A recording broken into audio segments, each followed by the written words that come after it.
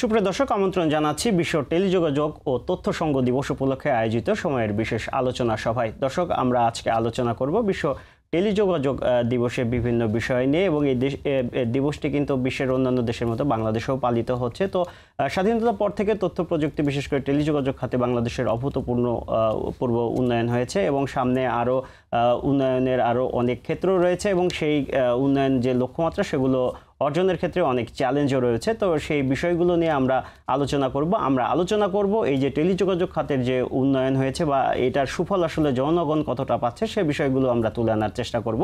এবং আজকের এই আলোচনা সভায় আমাদের সঙ্গে আছেন দুজন অতিথি। চলুন তাদের সাথে পরিচয় করিয়ে দিই।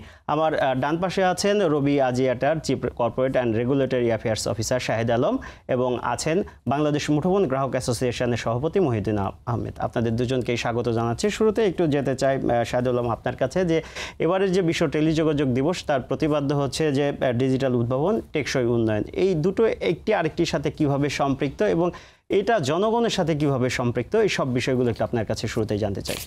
এই বছরের টেলিযোগাযোগ দিবসে আমরা যখন সাস্টেনেবল ডেভেলপমেন্টের কথা বলি, টেকসই উন্নয়নের কথা বলি, প্রথমেই যে জিনিসটা আমরা দেখি যে বা আমরা মনে করি সেটা হচ্ছে আমরা এখন যে উন্নয়ন করছি এবং উন্নয়নের জন্য যে রিসোর্সগুলো আমরা ইউজ করছি সেটা যেন ভবিষ্যতের আমাদের প্রজন্মের জন্য বাধা হয়ে না দাঁড়ায়, এবং সেই রিসোর্সটা এমন সংকটে পড়ে যায় যে আমাদের পরবর্তী প্রজন্ম সেখানে আর কিছু ডেভেলপ করতে পারবে না। এখন সেখানে ডিজিটাল ইনোভেশনটাকে আমরা যদি নিয়ে আসি, সেটা হচ্ছে আমরা উদ্ভাবনী জায়গাগুলো থেকে যদি দেখি আমাদের বর্তমান যে সমস্যাগুলো আছে, আমাদের পরিবেশের সমস্যা আছে, আমাদের বিভিন্ন জনজীবনের যে দুর্ভোগগুলো আছে, সেগুলোকে কীভাবে আমরা অ্যাড্রেস করছি।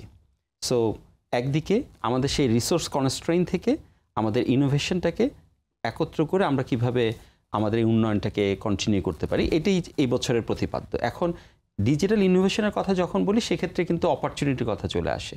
ইনোভেশন মানেই হচ্ছে অপরচুনিটি। আমরা দেখতে চাই যে আমরা কী কী অপরচুনিটি ইউজ করতে পারছি, আমরা কী কী সমস্যার সমাধান করতে পারছি।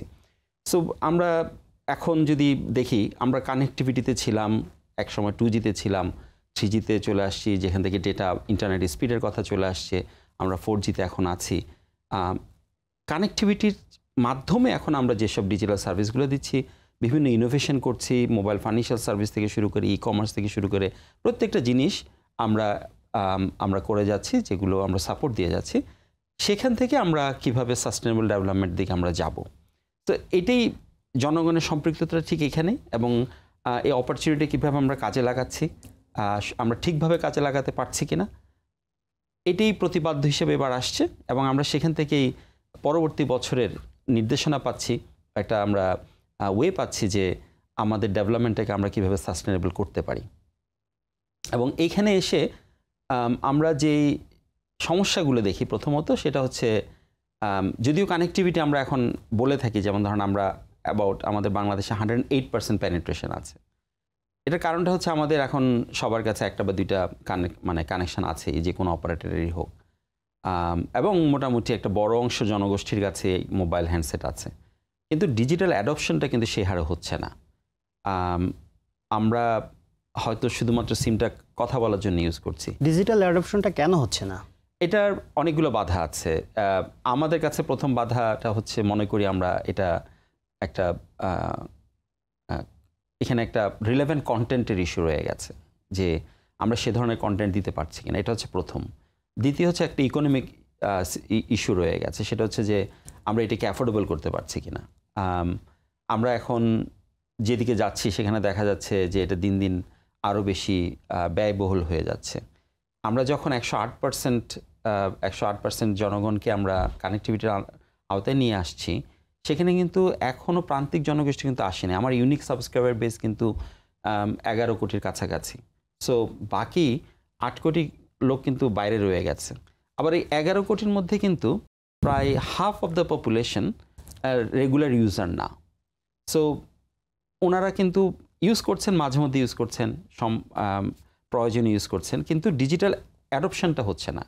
সো আমি যদি সেভাবে দেখি যে হয়তো বেশ একটা বড় অংশ মোবাইল ফাইন্যান্সিয়াল সার্ভিস ইউজ করছেন, কিন্তু ই-কমার্সটা এখনও যেতে পারছেন না।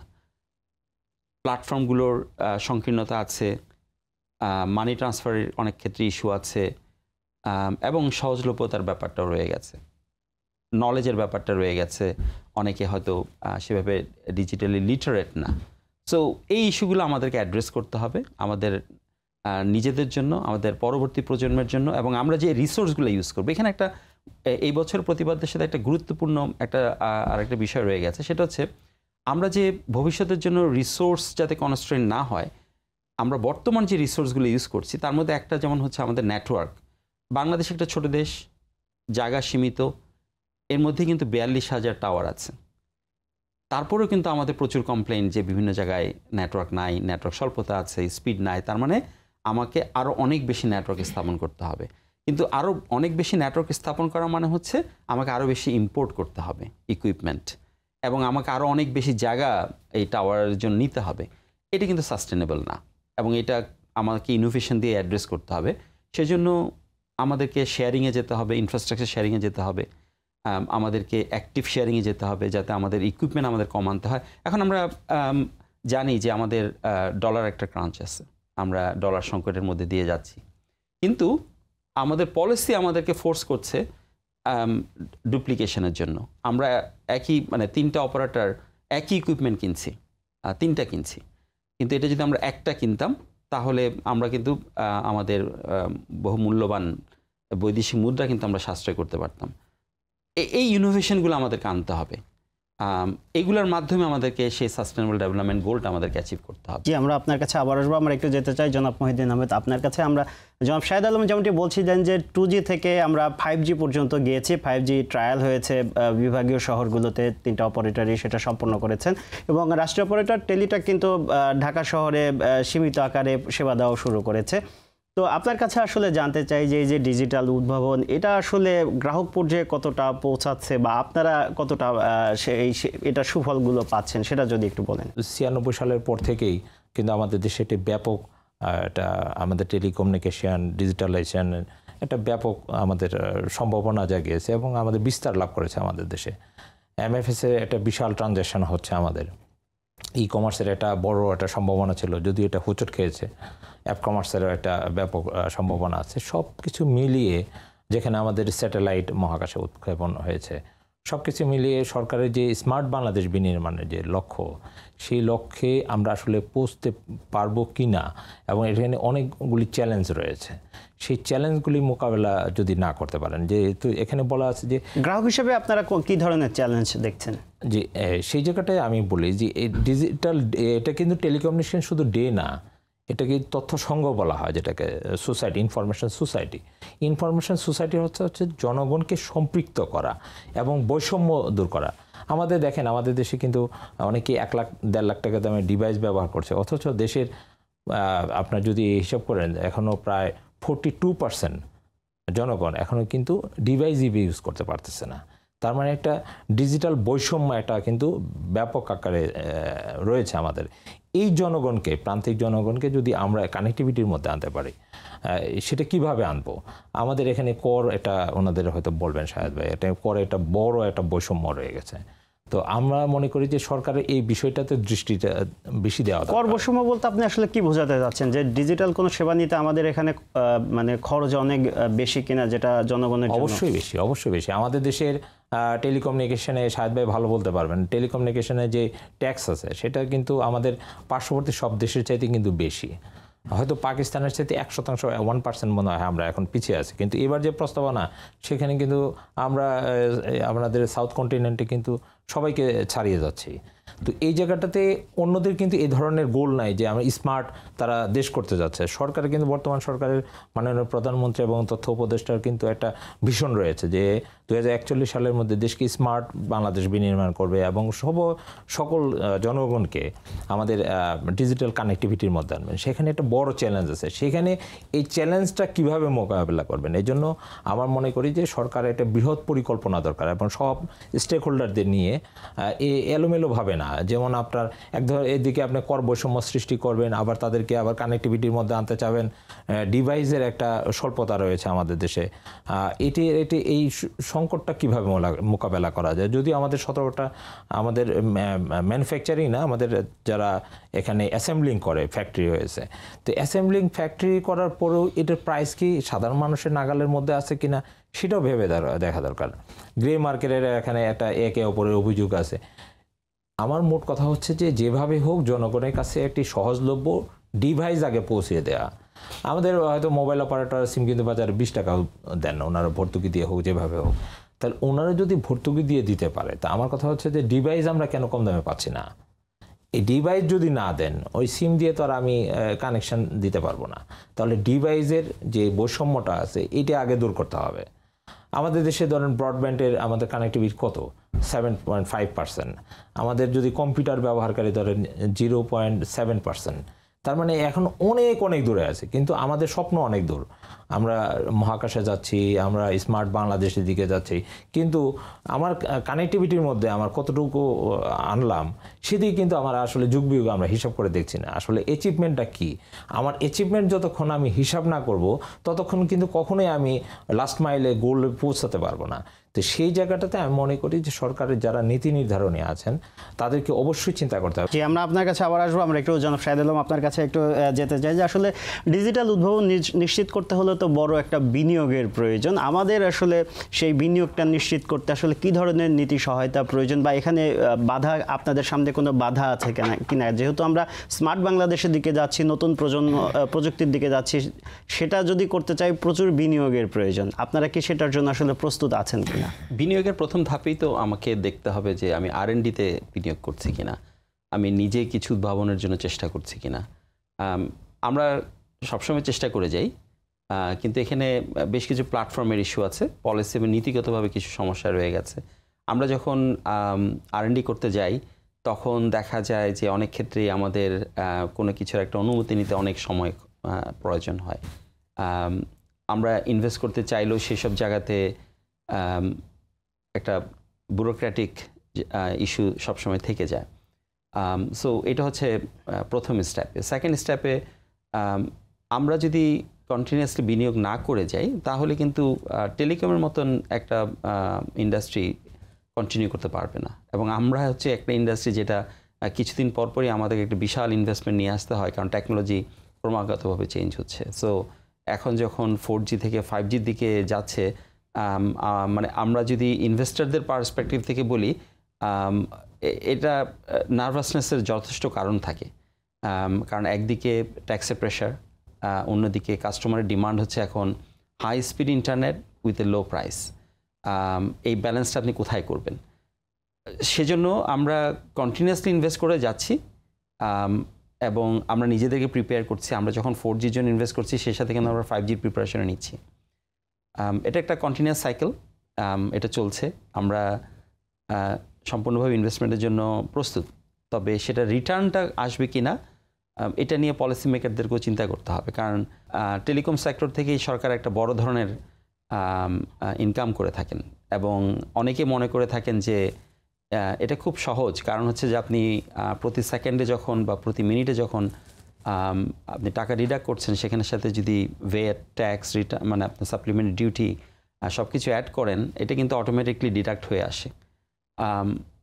যদিও বা সমস্ত টার্গেট বা বলি বা বকাঝকা বলি এটা আমাদের দিকেই আসে, সমস্ত তীরগুলো আমাদের দিকে আসে, বাট জনগণের কাছে যেটা হয়তো পরিষ্কার না যে এখানে আসলে বোঝাটা কত বড়। আমি প্রায় সময় একটা উদাহরণ দিয়ে থাকি যে আপনি যদি 100 টাকা রিচার্জ করেন আজকে, এই মুহূর্তে পর্যন্ত 54 থেকে 56 টাকা, এটা ভ্যারি করে বিভিন্ন সময়, 54 থেকে 56 টাকা কিন্তু সরাসরি সরকারের কাছে ট্যাক্স হিসেবে চলে যায় বিভিন্ন খাতে। এবং নতুন কিছু ট্যাক্সেশনের কথা ইদানিং আলোচনা হচ্ছে, সেটা হলে অবশ্যই সেটা আরও বেশি বেড়ে যাবে।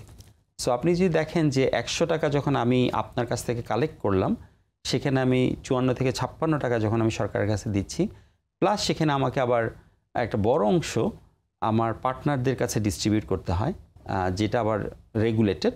আমাকে বলে দেওয়া হয় যে আমি এদের সাথে কানেক্টেড হতে পারবো শুধুমাত্র এন্ড অফ দ্য ডে আমার রেট অফ রিটার্নে 100 টাকায় আমি থাকতেছে 2 টাকা বা 2 টাকারও নিচে। এইখানে কিভাবে আমি 2 টাকা রেখে আমি কিভাবে এখন 100 টাকা ইনভেস্ট করব, এবং তাহলে আমার 100 টাকাটা কত বছরে আমি রিটার্ন পাবো?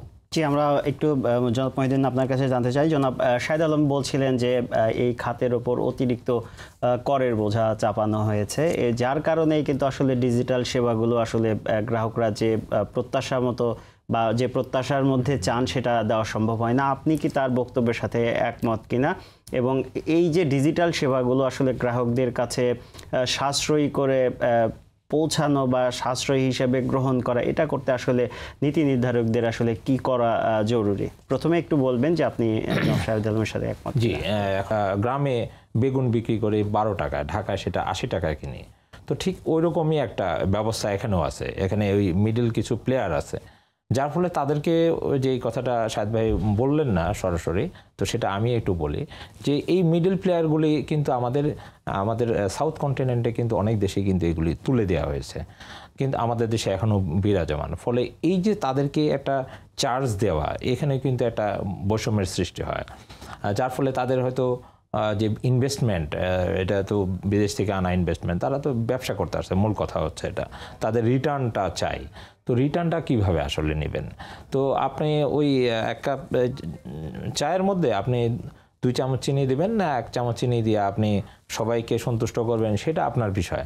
তো বিষয়টা ওই সেরকম আর কি, যে যার ফলে যে কাঙ্ক্ষিত সার্ভিস এবং আরও কানেক্টিভিটি করা এবং তাদের ইনভেস্টমেন্ট বৃদ্ধি করার যে বিষয়টা থাকে, আসলে সেখানে একটা বড় চ্যালেঞ্জ বলে আমরা মনে করি। তো সেই জায়গা থেকে বেরিয়ে আসার জন্য আমরা মনে করি যে মাঝখানে যে প্লেয়ারগুলি, এগুলি এখন আর ওয়ার্ল্ড ওয়াইড এগুলির এখন নিষ্প্রয়োজন হয়ে পড়েছে। কিন্তু আমাদের দিনে দিনে দেখছি যে আরও অনেক প্লেয়ার কিন্তু যুক্ত করে দেওয়া হচ্ছে।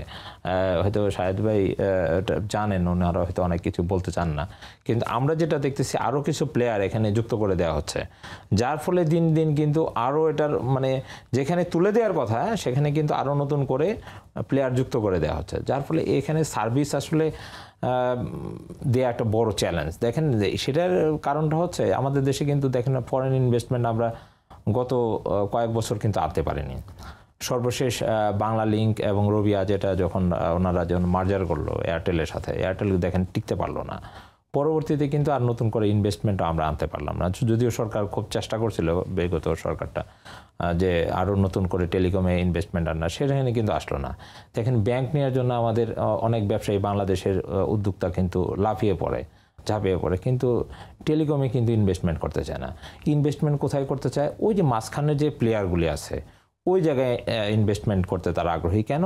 সেখানে খুব একটা বেশি কিছু করতে হয় না, ওখানে একটা লাইসেন্স পাইলেই আপনার তাদের একটা মান্থলি একটা ইনকাম আসে, বছর শেষে একটা মোটা দাগের ইনকাম আসে।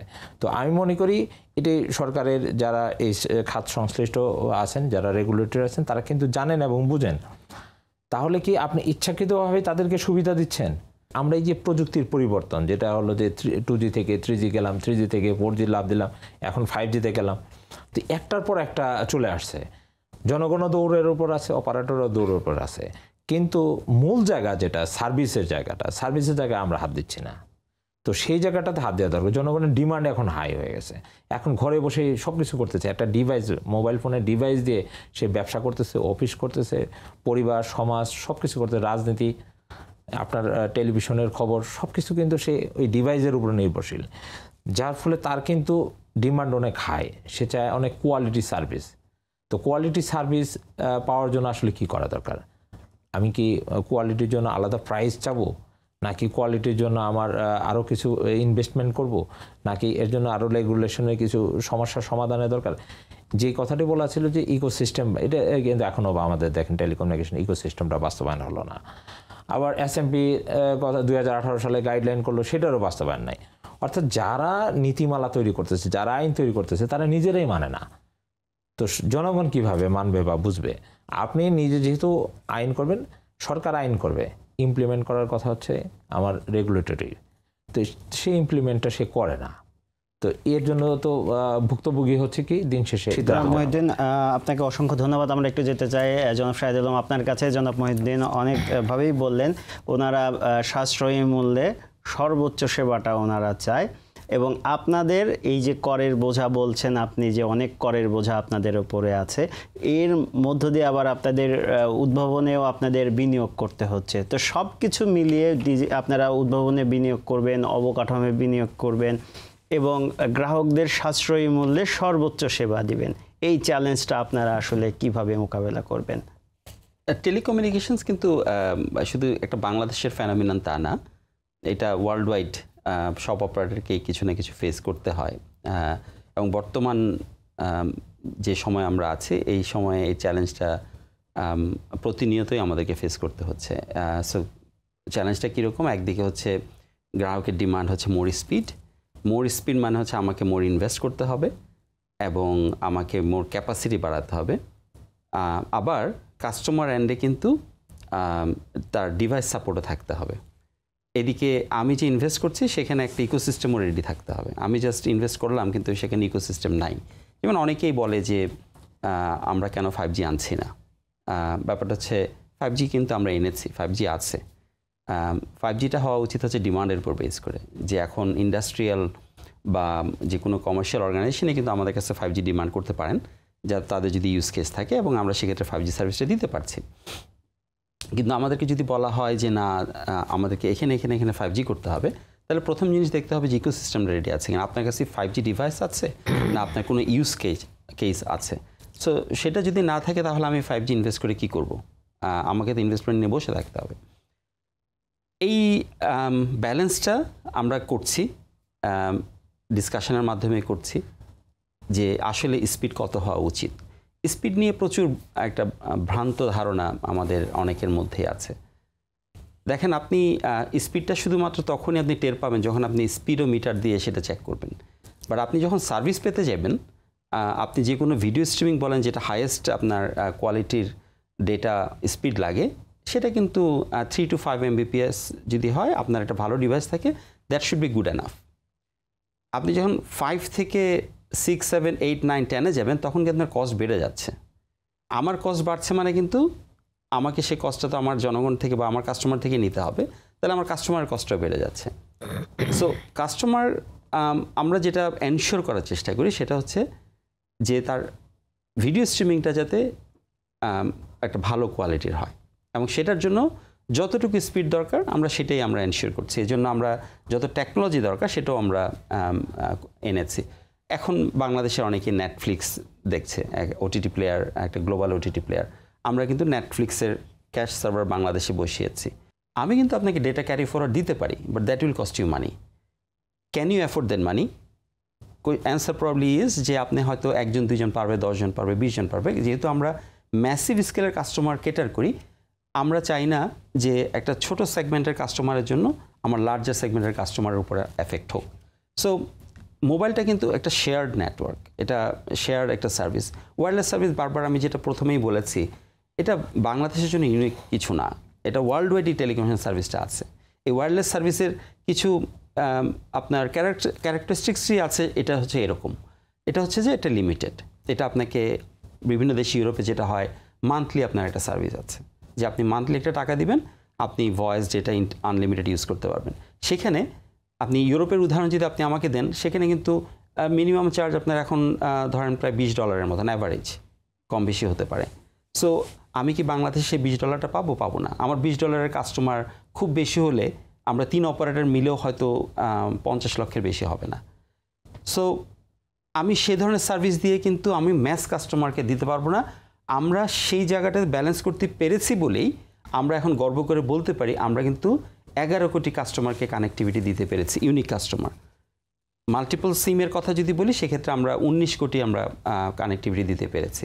এটা শুধুমাত্র সম্ভব হয়েছে এই শেয়ারিং নেটওয়ার্কের মাধ্যমে, অ্যাফোর্ডেবিলিটি এনশিওর করার মাধ্যমে, এবং সেখানে আমাদের অবশ্যই ইনভেস্টমেন্টের ব্যালেন্সিং অ্যাক্ট আছে। তবে নেটওয়ার্ক কোয়ালিটিতে যখন আসি, তখন এখানে সমস্যাটা অবশ্য অন্য জায়গায়। সেটা হচ্ছে আমরা অনেক জায়গায় সাইট পাচ্ছি না। আমরা অনেক দিন থেকে স্পেকট্রাম নিয়ে স্ট্রাগল করেছি। এই মাত্র 2-3 বছর 4 বছর হচ্ছে যেখানে আমরা কিছু স্পেকট্রাম রিলিজ করা শুরু হয়েছে, তারপরেও কিন্তু দাম কমছে না স্পেকট্রামের। আমরা দেখেছি একটা এখনও পর্যন্ত মাইন্ডসেট রয়ে গেছে যে অপারেটরদের থেকে আরও বেশি টাকা নিতে হবে। এই মাইন্ডসেট কিন্তু এখনও চেঞ্জ হয়নি, যার কারণে আপনি আমার থেকে নিতে পারেন বটে, কিন্তু এই টাকাটার প্রেশারটা কিন্তু পড়ছে কাস্টমারের উপরেই। সো আপনি স্পেকট্রামের জন্য টাকা নেবেন, আলটিমেটলি কাস্টমারের উপরেই চাপটা পড়বে। আমাদেরকে এই মেন্টালিটি থেকে সরে আসতে হবে।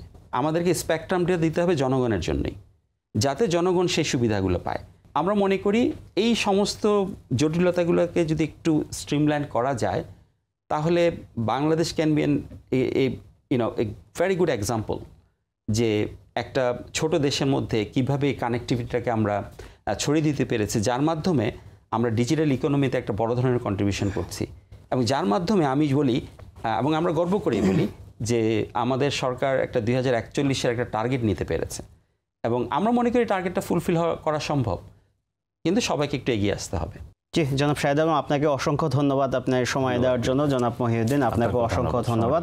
দর্শক, আজ এ পর্যন্তই। আগামী দিনে আবারও হাজির হব আপনাদের সামনে। সে পর্যন্ত সবাই ভালো থাকুন, সুস্থ থাকুন এবং সঙ্গে থাকুন সময়ের।